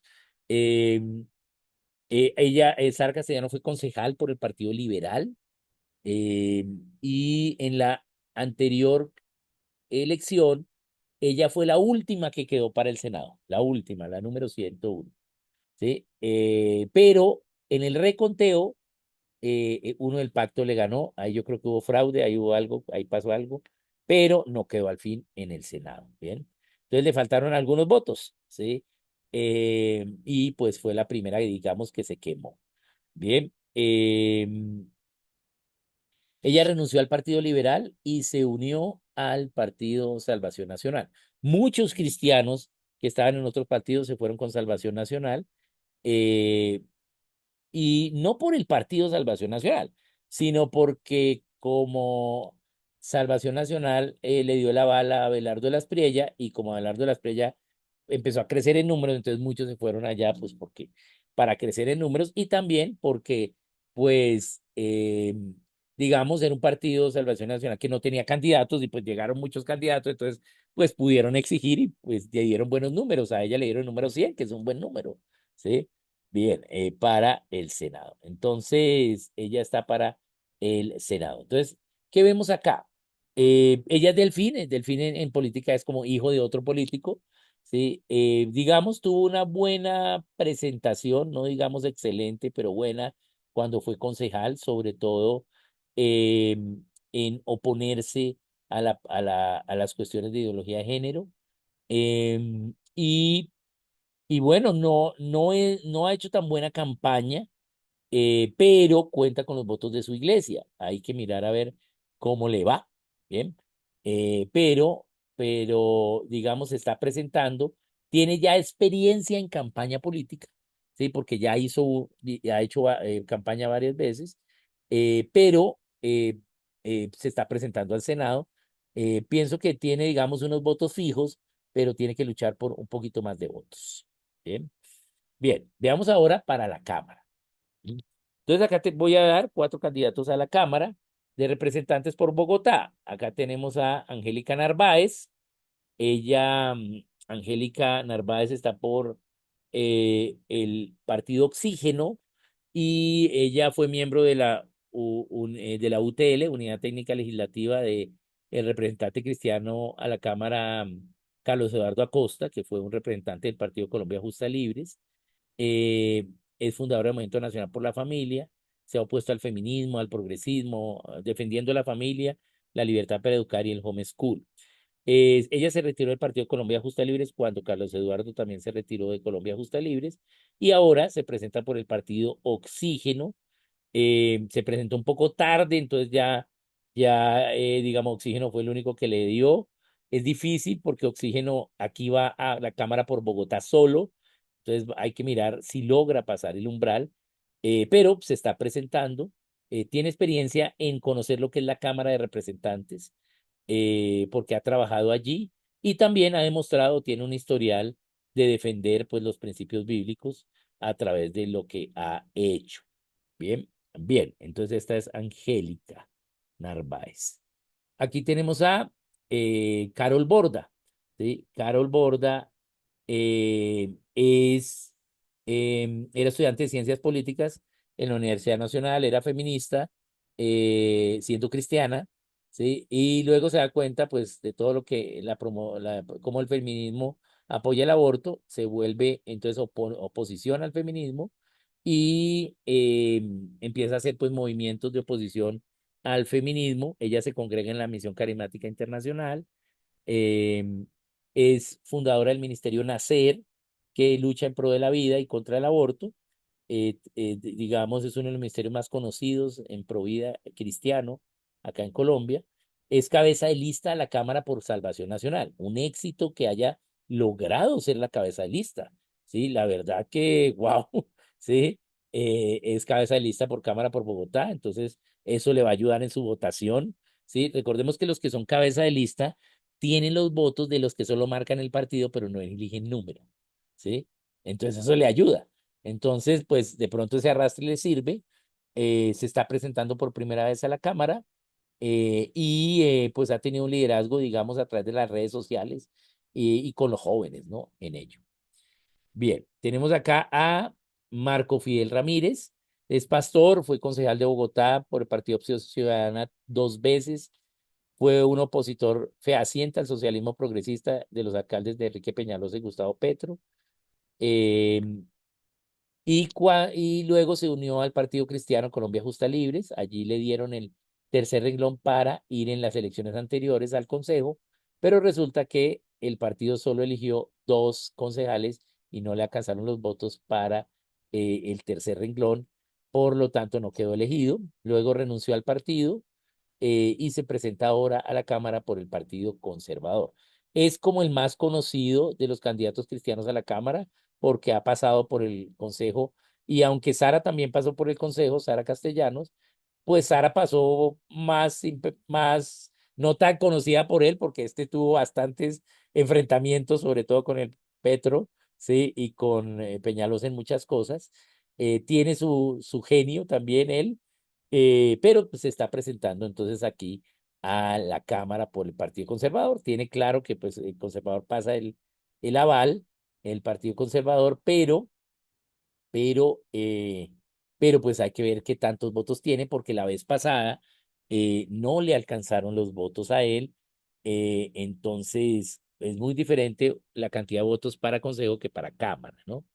Bien, entonces aquí que vemos, alguien que ya tiene experiencia en lo legislativo, digamos, en este caso Consejo, que también tiene un testimonio de haberse opuesto a los principios que van en contra. También le falta más conocimiento y cosmovisión bíblica, bien, y también más corazón enseñable, pero, digamos, se ha dispuesto y creo que tiene sus seguidores, tiene gente que vota por él y pienso que va a ser bueno que esa gente lo tenga nuevo en cuenta. Creo que uno de los errores fue que se presentó muy tarde, sí, se decidió muy tarde, entonces fue de los últimos que estuvo, entonces no se ha dado a conocer mucho de que está de candidato. Bien, veamos acá el último, entonces tenemos acá a Daniel Briceño. Daniel Briceño esta semana ya hizo un video, sí, diciendo que sí, que es cristiano, o sea, que sí la fe, porque él decía mis padres, no yo, ¿sí? ¿Por qué? Porque él no quería que lo identificaran como cristiano por los escándalos del Partido Cristiano. Bien, pero ya lo ha dicho, entonces, para esta elección ya publicitó el ser cristiano. ¿Sí? Goza de muy buen reconocimiento, ha trabajado como concejal en la oposición a la corrupción, es muy efectivo en ello. Obviamente también ha defendido los principios bíblicos, pero no ha sido líder en defender los principios bíblicos. Ha sido más líder en la parte política hacia la corrupción. Bien. Bien. Entonces ha apoyado lo que los otros han hecho, pero él no ha tenido una bandera en sí de ir de frente con los principios bíblicos. Bien. Es cabeza de lista para la Cámara por el Centro Democrático. Muy buen puesto tiene. Cabeza de lista por Centro Democrático prácticamente está elegido. ¿Sí? Es el más opcionado para quedar elegido de todos los cristianos. O sea, prácticamente diría yo que el único fijo es él. ¿Sí? Y de pronto quedaría Lorena, podría quedar, porque Lorena tiene sus votos, ¿sí? Y de ahí para allá hay que ver, ¿bien? Pero tenemos entonces bien diferentes y también aunque son cristianos, ahorita están en campaña, pero no han mostrado tampoco unión, ¿cierto? No hay todavía esa idea de unión. Entonces están confiando mucho en su propia política, sus propias facultades y sus propios partidos, ¿no? Entonces tenemos que ver y pensar con los candidatos que tengamos. Ahora aquí faltan más candidatos cristianos, pero esto solo a manera de ejemplo, cómo debemos pensar. Entonces acá que con Daniel, ¿qué tenemos? Ha demostrado que sabe en el legislativo, por lo tanto va a la Cámara, se ha preocupado por Bogotá, conoce Bogotá, entonces creo que tiene ventaja en el entendimiento y en la experiencia. Bien, creo que le falta un poquito más ser un poquito más fehaciente en ser cristiano, pero tiene un electorado fácil, o sea, va a quedar muy fácil, eh, no por las encuestas en sí, sino por el partido que tiene la cabeza de lista y que la vez pasada fue la mayor votación al Consejo, ¿no? Maneja muy bien las redes sociales, entonces eso también le ayuda mucho entre los jóvenes. Bien, bien, entonces muy bien, acá entonces hicimos algunas cosas que debemos tener en cuenta para ello. Bien. Bien, yo me pasé un poquito, sí, porque inicialmente tenía programado esto sin lo de encuesta, sí, pero como no alcancé en lo de encuesta, entonces me pasé. Pero bueno, ya lo tenemos acá. Entonces pasemos al tiempo de comentarios o preguntas. Vamos a verificar. Acá hay una de John Valderrama. Oscar dice, ¿por qué Estados Unidos apoyó a Saddam Hussein para derrocar al Shah de Irán? Bien, es una muy buena pregunta, John, pero tenemos que ir a las causas de ese apoyo y luego ver la razón. Eh, Se reunieron en Guadalupe, es la isla del Caribe francesa. Se reunió Jimmy Carter, el presidente, el primer ministro, o el canciller de Alemania, presidente de Francia, no me acuerdo los nombres ya, eso fue en el 78, ¿sí? Carter sí era el gringo, y, eh, Alemania, Francia, Estados Unidos, y era el otro, no me acuerdo el otro. Inglaterra, ¿sí? Se reunieron con Inglaterra. Aún no era Margaret Thatcher, era otro, ¿sí? El de Inglaterra. Ellos se reúnen allá en Guadalupe, ¿sí? ¿Y en qué época estábamos? Estábamos en los 70, después de la debacle de la renuncia del presidente de Estados Unidos, que fue un golpe bajísimo para la Guerra Fría, que aprovecharon los rusos, pero muchísimo, ¿sí? Entonces tenían que recuperarse, Occidente tenía que recuperarse de los rusos. Entonces, una cosa estratégica era que como el Shah de Irán estaba aliado a los rusos, ¿sí? Entonces había que quitarlo, ¿sí? Entonces ellos apoyan, ¿sí? A Hussein. Digamos, Irak tenía problemas fronterizos con Irán y en Irán venía la revolución religiosa con Khomeini y entonces a la larga pues tumban al Shah y quedan estos religiosos iraníes chiitas que eh, prometen, digamos, estar neutrales, pero a la larga ser aliados de los gringos, ¿sí? Y de Occidente, digamos, pero cosa que no era posible. ¿Por qué? Porque ellos forman una teocracia religiosa. Ellos no dijeron, vamos a formar una teocracia, pero cuando ya Khomeini sube, cambia, anula la constitución, quita, ¿sí? La idea que tenían y declara una dictadura teocrática. Bien. Y ya, pues la religión va en contra de la idea religiosa de Occidente, entonces se vuelven enemigos, ¿sí? Y no es que se vuelvan aliados de Rusia, pero sí colaboradores, ¿sí? Porque también los rusos también son cristianos ortodoxos, ¿sí? Pero se vuelven colaboradores. Bueno, digamos, son cristianos ortodoxos ahora, pero en esa época eran comunistas, o sea, no eran creyentes, eran ateos, ¿sí? Entonces, pues no podían ir con los ateos porque los rusos no creían en Dios y estos sí creían en Dios. Pero se vuelven colaboradores sobre todo más de tecnología armamentística para molestar al apoyo que estaba haciendo Estados Unidos en Irán, en Irak, con Saddam Hussein. Bien, entonces eso es lo que sucede. Pero se les creció en el ano, ¿sí? Y todo ese desarrollo empieza a darse armamentístico allí en Irán y además el incremento del descubrimiento de pozos petroleros cada vez más grandes y más a nivel de la tierra. Eso hizo que Irán empezase a tener mucho poder, ¿no?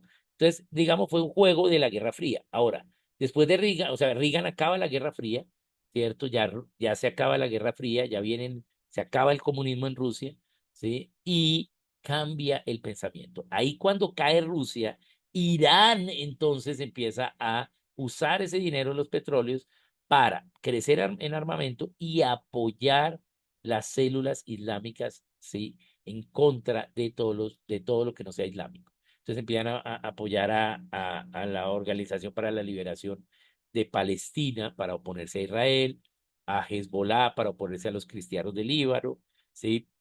A Libia, que se oponía a los Estados Unidos, ¿sí? Empiezan a darle a Estado Islámico en Afganistán, que se oponían a los rusos, ¿sí? Entonces ya Irán, al caer los rusos, ya no depende de los rusos, sino se vuelve un papá que le da palas once a todos los terroristas. ¿Bien? Y entonces empieza a ser un agente geopolítico, pero no logran la importancia que deberían tener con ese dinero y esas armas, ¿sí? ¿Por qué? Porque es una teocracia religiosa corrupta, ¿sí? Ellos se roban el país y, eh, y entonces, pues no pueden, digamos, hacer todo lo que quieren, ¿no? Entonces, esa es la situación de Irán hoy. Bien, bien. Entonces, ahí veo que hay otra, ¿cierto, Sara? Dice, Acá está Julián también preguntando, en las elecciones pasadas votamos por quien más sentimos nos representaban, Milton, pero quizás ese voto no funcionó mucho porque eso dividió algunos votos y le dio fuerza a Petro, finalmente tocó votar por Rodolfo. ¿Qué piensa el maestro Oscar al respecto? tiene toda la razón Julián en lo que dice, ¿sí? Ahora, eh, habría que evaluar si John Milton representaba a la iglesia o no. Teníamos que haberle pasado los requisitos. Pero ¿cuál fue la campaña que hizo John Milton? ¿Sí? Soy cristiano, soy pastor, ya, voten por mí. Pero ese es solo uno de los requisitos. Recuerden que aquí John Milton acababa de perder la pelea con Colombia Justa Libres. ¿Sí? Entonces se demandaron y a la larga ganó Ricardo Arias, sí, bueno, todavía están en líos porque ahora apelaron más para arriba y bueno, todavía están en todo eso, sí, pero a la larga, digamos, en primera instancia, él pierde esa pelea y entonces, pues, aunque aún no se ha retirado, porque él se hizo candidato de una manera ilegal por el partido, entonces luego pierde pero eso sí dividió los votos y pues la gente no conocía, no tenía claro los requisitos. Ahora, él creyó que iba a tener mucho más respaldo, ¿sí? Pero la gente le cobró todas estas peleas, ¿sí? Y no estoy diciendo que él haya sido el único causante, ¿sí? Pero sí, digamos, participó en ello. Y sobre todo, eh, lo que más le cobraron fue hacer cosas a espaldas de los demás, ¿sí? Y eso sí fue pues mal hecho, ¿sí? Entonces, sí dio los votos, pero tampoco el voto cristiano estaba tan unido ya, ¿sí? Realmente muchos de los cristianos votaron fue por Fico, ¿sí?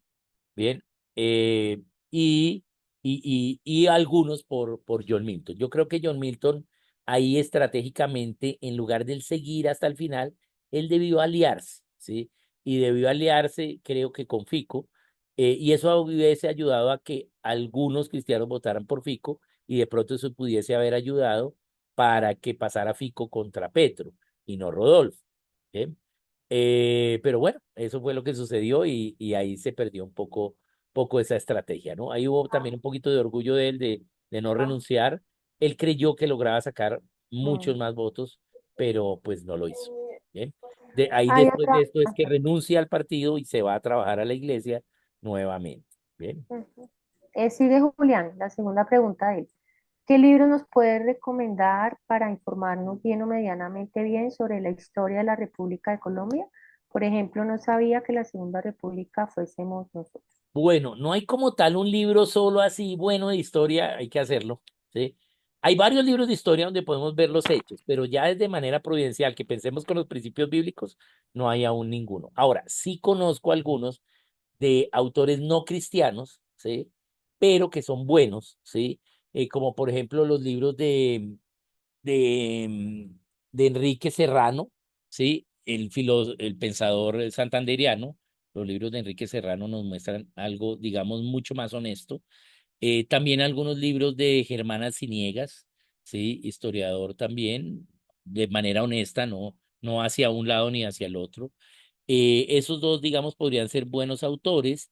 Y, y también hay un libro de Rafael Pardo, ¿sí? Recuerden a Rafael Pardo que fue candidato al alcalde y fue alcalde también cuando destituyeron, creo que a Samuel Moreno, no sé. Pero, y él fue ministro y fue director de paz. Bueno, ese. Él resulta que quedó mudo, ¿sí? Y entonces se ha dedicado a escribir y hizo un libro muy bueno, excelente, que se llama Las 30 guerras en Colombia. Entonces, es un muy buen libro, hace un análisis histórico muy bueno. Entonces, digamos, son autores no cristianos los tres, pero creo que es lo mejor que tenemos por el momento, ¿bien? Para entender bien la realidad y también cualquier libro de historia que nos vea, que nos diga los hechos, vas a encontrar los hechos, la cronología de los hechos, pero no un pensamiento real al menos justo, como estos tres autores, o bíblico, pues habría que hacerlo como cristiano. Bien, bien, Hay una tercera, Julián, dice, tiene que ver con el libro Requisitos para elegir gobernantes civiles. ¿Cómo puedo rastrear o hallar los 7 códigos de leyes que constituyen una nación? Supongo deben hacer parte de la ley que dio Moisés en el Pentateuco. bien. Sí, digamos, la tradición que tienen los hebreos, en este caso ya los judíos, es, es que Dios dio 7 tablillas. O sea, Moisés, ¿recuerdan que Dios dio la ley y Moisés la rompió? ¿Sí? Entonces luego Dios pone los 10 mandamientos otra vez y le dice, bueno, ahora tú escribe. Y entonces él escribe en tablillas y las cosen en los hornos. ¿Sí? Y la tradición dice que fueron 7 líneas de tablillas. Bien, eso es la tradición. No tenemos una evidencia, no lo dice en la Biblia, pero la tradición hebrea es que fueron 7. Ahora, es bastante lógico. ¿Por qué? Porque para los hebreos, 7 era la matemática que tenían, que era en base 7, y 7 era, se llenó, no hay más, ¿sí? Entonces, por eso, pues tienen la tradición de que eran 7 leyes, ¿no? Entonces, de ahí viene la idea de las 7 partes de la nación como tal. Ahora, en la Biblia sí podemos ver leyes para esos 7 tipos de leyes, pero no están organizadas como tabla 1, estas son las leyes de la familia, no, ¿sí? Ahí a lo largo de toda la Biblia. Entonces tenemos es que leer toda la Biblia y ver todas las leyes, ¿sí? En este caso, las de Moisés, pues solo están en el Pentateuco, ¿sí? Y pues es más corta la lectura. Pero sí, ahora, de este tema hay 3 libros que considero, bueno, 4, ¿sí? Que considero que son buenos leerlos. El primero, pues el más sencillo de todos, que es el modelo de transformación social del Antiguo Testamento, de Landa Cobb, ¿sí? Libro de editorial Jukun, que básicamente es presentar cuáles son los requisitos y qué principios tienen de manera general. Luego también hay otro libro que se llama eh, el libro que dio forma al mundo de Vishal Mangalwadi. Bien, el pensador cristiano vivo más importante. Y él toma estas 7 partes, pero las desarrolla desde la historia, ¿sí? Pero más desde la historia de Oriente y Occidente, ¿sí? Porque él es indio, entonces, el pensamiento indio y el pensamiento de Occidente. Y no tanto de los hebreos, aunque sí habla de los hebreos. Bien, entonces ese es un buen libro también para ese tema. Y Perdón, ¿cuál es? el libro que dio forma al mundo de Vishal Mangalwadi, ¿sí? Que es la Biblia, o sea, cómo la Biblia dio forma al mundo. Esos dos, y bueno, hay otro que es Vida, Trabajo y Vocación de Darron Miller, ¿sí? Que es poner esto en práctica, es muy bueno porque la pone en práctica. Entonces, es gordo, pero es bueno, más fácil de leer que el de Vishal. Y el otro es un libro que hay que leer antes de todos, que es Las profecías de los 7 montes de Johnny Enlow, que realmente es entender la parte de guerra espiritual de estos 7 partes. ¿Sí? Ahora, ellos después de este libro han puesto esa parte que era solo guerra espiritual como parte de o los otros conceptos de los principios de Dios, y ahí pues eso es incorrecto. Pero sí, digamos, tiene razón en cómo vemos en el Antiguo Testamento, ¿sí? Que para cada uno de estos partes de la nación también habían unas potestades del enemigo controlándolo, y lo vemos en el Antiguo Testamento. ¿sí? Entonces, eso tiene que ver con orar por estas 7 partes, hacer guerra espiritual por esas 7 partes. Es un libro interesante para ello, cortito, fácil de leer. Se llama La profecía de los 7 montes de Johnny Elu. Todos esos libros los tenemos acá en la editorial. Pero digamos son eso. Ahora, hay más a partir de ellos. Pero así, digamos, estos 4 son como los que tratan así de manera general, ¿sí? Hay algunos otros ya más digamos, la transformación de las naciones de Marvel Ailes, buen libro. Liberando las naciones también habla de esto, ¿sí? De Stephen McDowell. Estos son libros que hablan sobre ello, pero bueno, cualquiera de esos puede ser interesante. Y ya después tenemos libros ya solo de cada una de ellas, pero así que las combinen todas serían esos 6 libros que les acabo de decir. Oscar, y dices que hay que leer primero el de la profecía de los siete No, el montes de la antes que profecía es todo. que Ese sería no es como que el tengamos que primero. leerlo primero, pero sí es o sea, si vamos nosotros a querer hacer algo en las partes de la nación hacia el discipulado, pues tenemos que hacer guerra espiritual primero, ¿sí? O sea, Entonces, ese. sí, porque tenemos que vencer al enemigo primero. O sea, Sí, el enemigo ya claro. está En lo vencido, ¿sí? espiritual, Pero claro. nosotros tenemos que ser activos en creer en esa palabra de que el enemigo está vencido y por eso hay que hacer guerra espiritual, ¿sí? Entonces, Por eh, eso sería ese primero. entonces, digamos, eso es como si vamos a hacer acción en Edad de Esfera. No es que tengamos que Sí, leerlo de primero, porque de pronto en orden para leer, pienso yo que debería ser primero el modelo, ¿sí? El modelo de transformación social del Antiguo Testamento. Ese es el primero a leer, es el más básico de todos, ¿sí? Bien, y de pronto un segundo puede ser la transformación de las naciones de Marvel Ailes.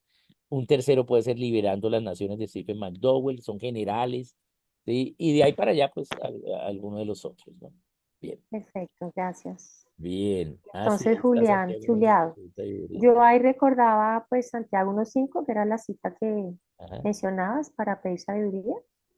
Y ahora viene Carolina, dice, y a la Cámara Jonathan Steven Silva de Salvación Nacional, ¿es cristiano? Jonathan es cristiano, claro que sí. Digamos, es un influencer, ha sido líder en la oposición a la ideología de género, y está por Salvación Nacional. Ujú.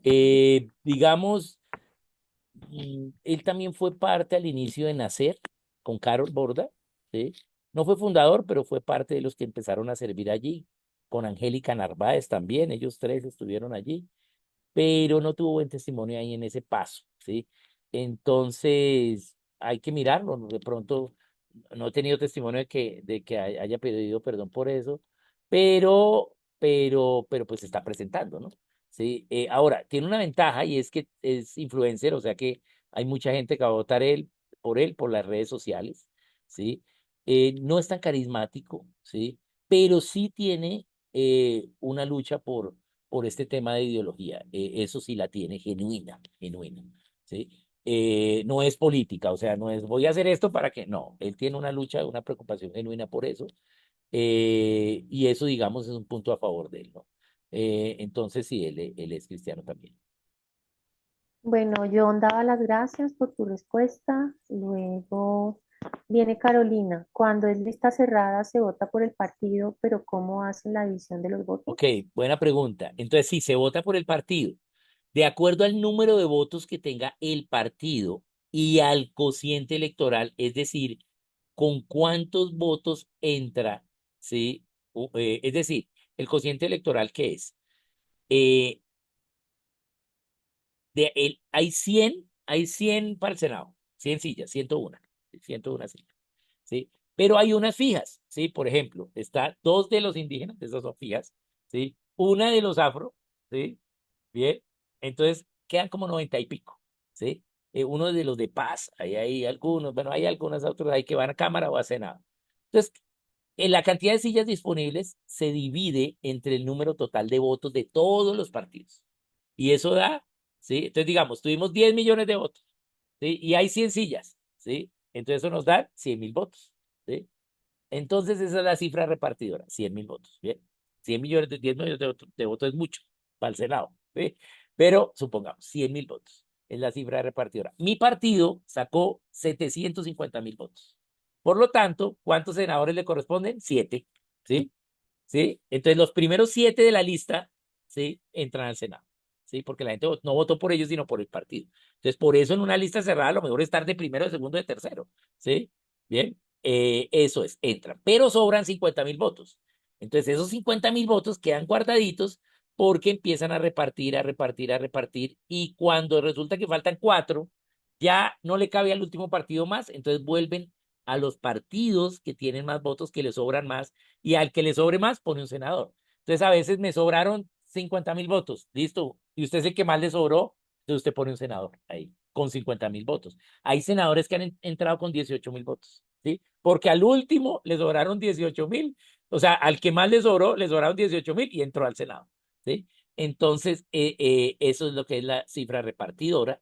Ahora, normalmente la cifra repartidora para esta elección se está calculando como hay menos candidatos, ¿sí? Y se espera una misma abstención, ¿sí? Estamos hablando de unos 65.000 votos a 70.000 votos, ¿sí? Yo pienso que puede ser menos inclusive, ¿sí? Pero ahora he visto un poquito de espuma de que hay gente que va a votar, ¿sí? Por algún partido que antes tenía menos números, entonces puede ser que lleguemos a los 70.000 votos de cifra repartidora, ¿no? Entonces, bueno, hay que mirar, pero esa sería la... Entonces, digamos, alguien que pasa, que tenga, digamos, que pase el umbral, o sea, tiene que tener 680.000 votos para que sus votos sean válidos, pues puede meter varios senadores, ¿sí? Cuatro, cinco, tres, ¿sí? Dependiendo, ¿no? Hay que mirar cuánto va a ser, ¿sí? Esta cifra repartidora. Pero esa es la idea de una lista cerrada. Viene Ivonne, ¿qué significa que el partido Oxígeno vaya solo, entre comillas, para la Al Cámara? decir que va solo para la Cámara es que no tiene alianzas y es un partido que no tiene fijo pasar el umbral. O sea, hay que sacar 680.000 votos como partido en estas elecciones para que sus votos sean válidos. Y de pronto no le alcanza oxígeno, ¿sí? Porque el partido Oxígeno es un partido que solo viene a las elecciones, ¿sí? Es de Ingrid Betancourt, ella solo viene a las elecciones, da unos avales y ahí recoge la plática de la reposición de votos, la mitad para usted, la mitad para mí y chao, ¿sí? Se va otra vez para Francia a vivir 3 años con esa plática, ¿ven? Entonces, no es un partido que haga en sí política, ¿sí? Pero es un partido que ha subsistido haciendo eso y ha pasado los umbrales. Pero esta vez, ¿sí? No está tan fácil que pase el umbral porque son hartos votos, 680.000 votos. El umbral pasado eran 510.000. Entonces vamos a tener más votos. Entonces, pues va a ser más difícil, ¿no? Pero va solo, entonces puede ser que no logre el partido todos esos votos y entonces no pasó el umbral, entonces todos esos votos no se cuentan, no valen ya. No, si no pasa el umbral, que es el 3% del cociente electoral, pues no se cuentan los votos. Entonces, ¿qué hay que hacer? De pronto una reforma un poquito política para que el umbral no sea el 3 sino el 2, ¿sí? Y ya digamos, con unos 400.000 votos, yo creo que ya es bueno que le cuenten a la gente los votos.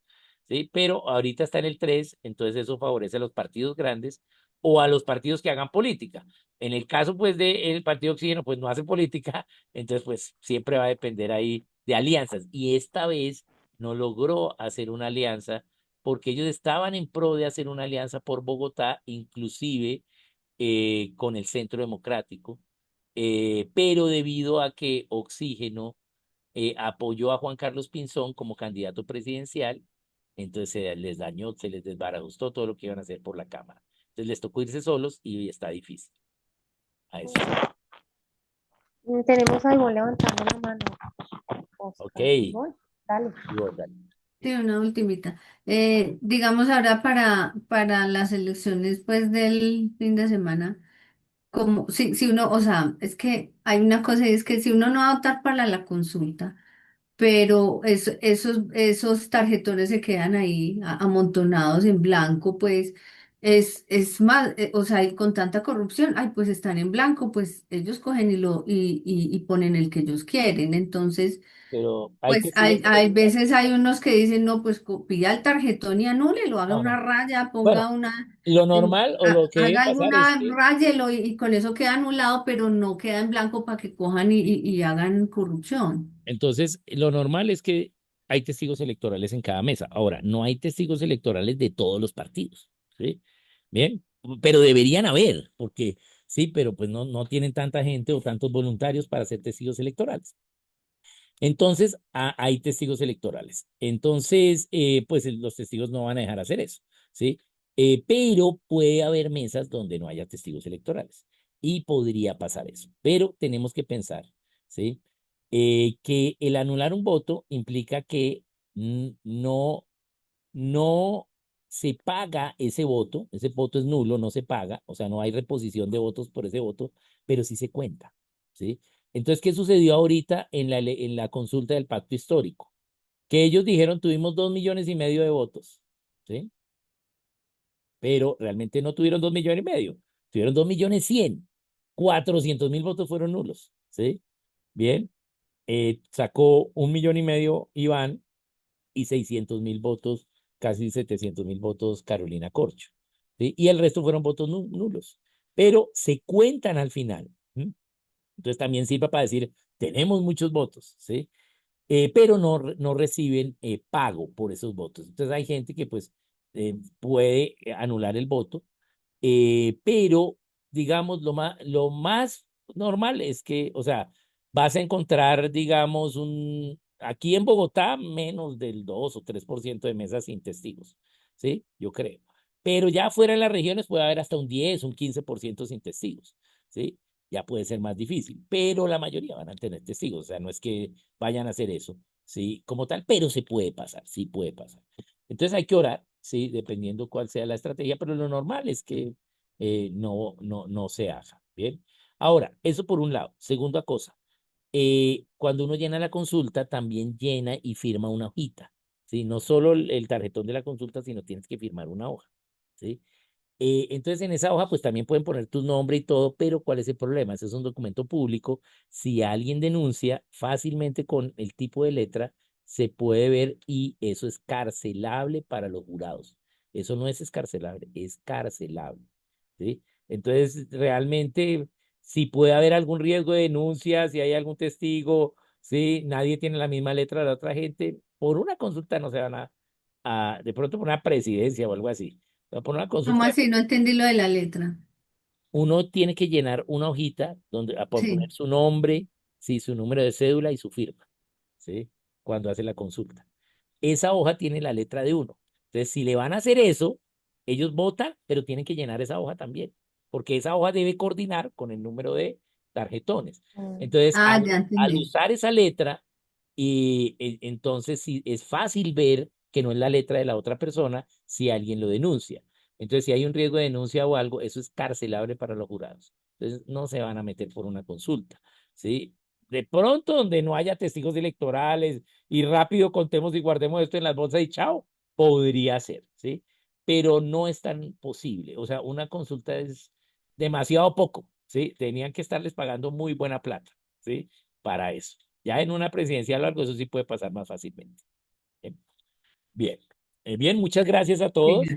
Ha sido pues un privilegio estar con ustedes estos 4 lunes. Realmente, cuando oramos por ese tema, pues está en voz populi todo lo de la campaña presidencial, pero la idea también era ver un poquito más estas elecciones, porque estamos ante decidir el futuro del país en el legislativo. Puede haber una nueva constituyente que nos lleve a ser un país comunista, ¿bien? Entonces hay que mirar bien las elecciones del legislativo.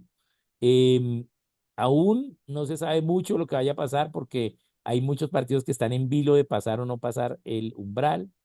Hay partidos que están en desunión con otros partidos que piensan igual y hay otros que están en unión.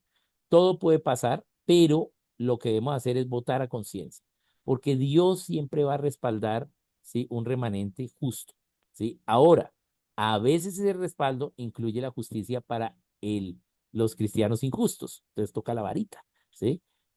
Pero aún así, aquellos que fueron justos, ¿sí? Van a ser respaldados en medio del castigo.